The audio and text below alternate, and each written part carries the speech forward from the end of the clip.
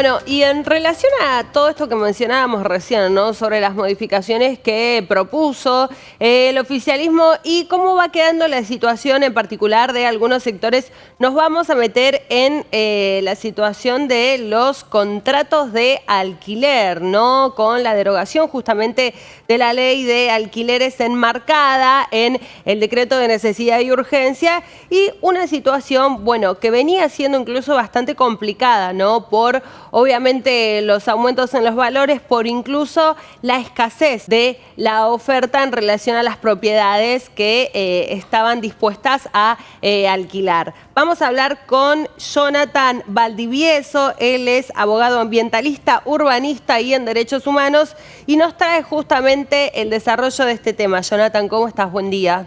¿Qué tal? Buen día. Gracias por la invitación. Bueno, ¿cómo ves, no, la derogación de la ley de alquileres, la judicialización de algunos puntos? Pero ciertamente hoy en día, si uno quiere ir a alquilar una propiedad, ya no se toma como parámetro, ¿no? La ley que se sancionó además hace muy poco. Bueno, el DNU ha implicado la eliminación de prácticamente todos los derechos del sector inquilino. Más de 9 millones de personas perdieron la protección que tenían con relación a la entrada de vigencia del DNU, que desregula prácticamente todo el mercado de alquileres, flexibiliza la cuestión de los plazos mínimos, flexibiliza los términos de indexación y también permite la dolarización entera del sistema, ¿no? Ya no solamente ofertar, sino también realizar contratos en dólares. Esto genera una desprotección mayúscula para los hogares inquilinos que ya vienen sufriendo bastante la crisis económica. El problema de la vivienda se agrava en este contexto y es de muy difícil resolución cuando tenemos hogares que se fueron pauperizando, sus ingresos económicos disminuyeron mes tras mes. Esto se suma a todo el golpe del shock económico que van a sufrir los hogares inquilinos con respecto a la quita de subsidios, a la energía, al transporte, la alta inflación, el aumento de costo de vida, y se suma el incremento de los alquileres que va a ser liberado justamente por entrada en vigencia del DNU. Este DNU se han presentado varias acciones judiciales cuestionando la constitucionalidad por cómo fue dictado, porque el Poder Ejecutivo se arroga facultades que debe tener el Congreso. En este caso concreto, obviamente no había una necesidad de urgencia de la que exige la Constitución, porque hace 2 meses el Congreso trató una nueva reforma y ratificó los principales puntos de la ley de alquileres.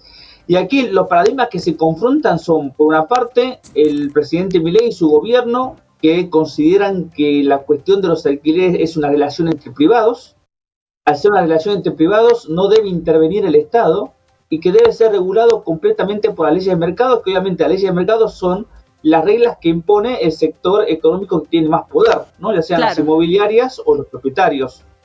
Lo que también implica que no solamente se quitaron los derechos, sino que se eliminaron todas las obligaciones que tenía el Estado para elaborar políticas públicas para garantizar el acceso a la vivienda de la población. ¿Han hecho alguna presentación en relación justamente a la derogación de esta ley? Hicimos una presentación, fuimos los primeros que presentamos un amparo colectivo para pedir la nulidad completa del DNU. Posteriormente se fueron presentando amparos colectivos temáticos, ¿no? Relacionados con, por ejemplo, el aumento de prepagas, relacionados concretamente con el tema de alquileres, solicitando la nulidad o la suspensión de los artículos que eliminaron o desregularizaron el mercado de alquileres. El juez el día de ayer habilitó feria en ambas causas, así que veremos si en los próximos días hay algún tipo de resolución, como lo hubo para los capítulos relacionados con la materia laboral, que ya fueron en 2 sentencias suspendidas por la justicia. Claro, claro.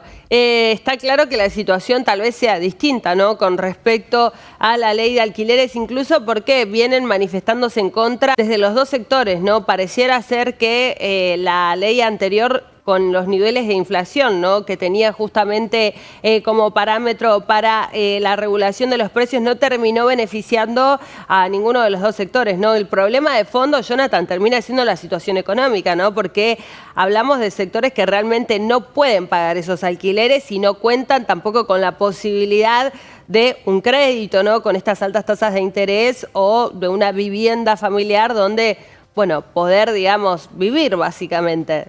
Claro, el gran problema que detectamos en esta discusión es que se concentró en la ley de alquileres toda la culpa de la situación tanto del mercado inmobiliario como de los hogares inquilinos, y no se puso énfasis en el contexto de crisis económica que tenemos, ¿no?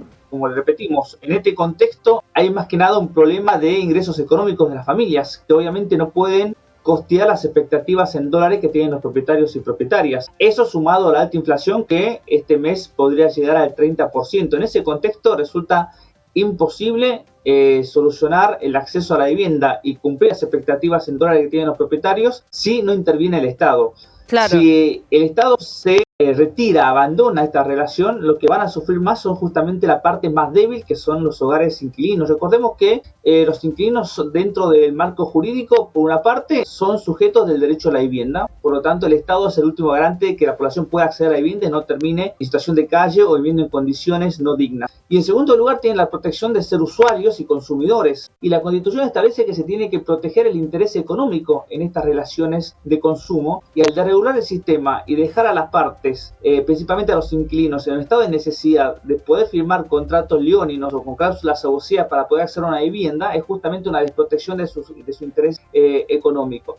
Y por otra parte, el argumento que ha tenido el sector inmobiliario para solicitar la desregulación completa ha sido la falta de oferta de inmuebles en para alquiler residencial. Eso no va a volver a ocurrir con esta desregulación. No van a volver de forma masiva los inmuebles para ser destinados a la oferta de alquiler residencial. ¿Por qué? Porque hay un mercado, que es el mercado, por lo menos en las grandes ciudades, de alquiler en plataforma. Claro. Y ese alquiler de plataforma, con Argentina, en esta situación económica y con el peso devaluado, tiene una alta demanda. Y esa alta demanda obviamente cubre las expectativas de precios internacionales en dólares para los propietarios que no van a volver al mercado local, justamente por la desregulación del sistema. Otro tema que mencionamos justamente desde el sector de propietarios, con los que incluso conversamos aquí, es el tema de tal vez hacer contratos por un periodo tan largo, ¿no? En Argentina, que es una situación de cierta incertidumbre y que tal vez sin definir su situación personal preferirían justamente reducir el periodo de los contratos. Está claro que es una situación muy compleja, ¿no? Para aquellos que tienen que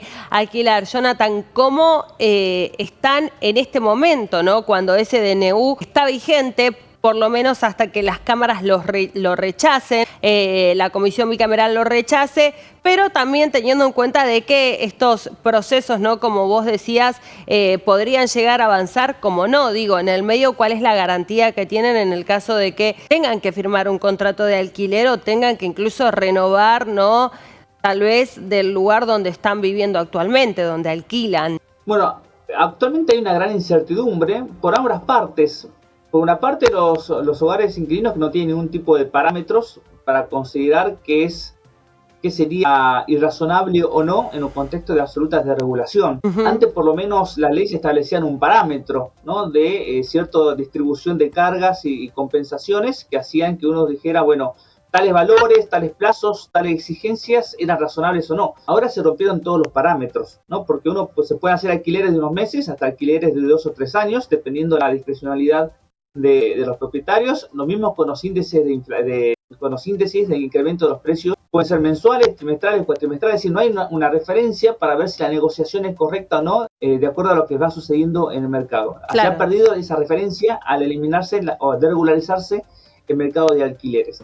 Y por otra parte, hay incertidumbre de parte del sector propietario porque el DNU puede ser declarado nulo y la nulidad implica que todo lo que se hizo bajo los parámetros y la vigencia del DNU puede volver a cero, ¿no? Entonces todos los contratos que se están firmando pueden volver a cero y volver a regirse por la ley anterior. Allí es cuando se habla de la fragilidad, ¿no? Justamente de este DNU y por qué incluso algunos legisladores pidieron que se lo envíe en paquetes de leyes, ¿no? También donde allí puedan introducir modificaciones, pero también vale aclarar que a este DNU, ¿no? Que está vigente, incluso otro DNU podría dejarlo sin efecto. Entonces, por eso ese comentario que vos hacías respecto de la seguridad jurídica que consideran desde muchos sectores es lo que todavía le falta al gobierno nacional terminar de definir, ¿no? En relación a todas estas modificaciones.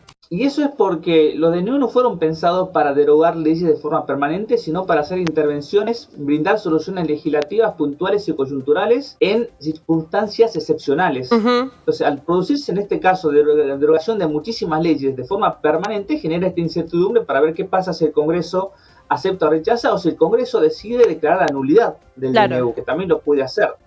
Así que esa inseguridad jurídica está generada por el propio Poder Ejecutivo, lo cual también tiene impactos en el mercado, ¿no? Bien. Esa inseguridad también hace que no incremente la oferta justamente de inmuebles. Jonathan, te agradecemos el contacto y que nos hayas traído también el desarrollo de este tema. Muchas gracias. Gracias a ustedes.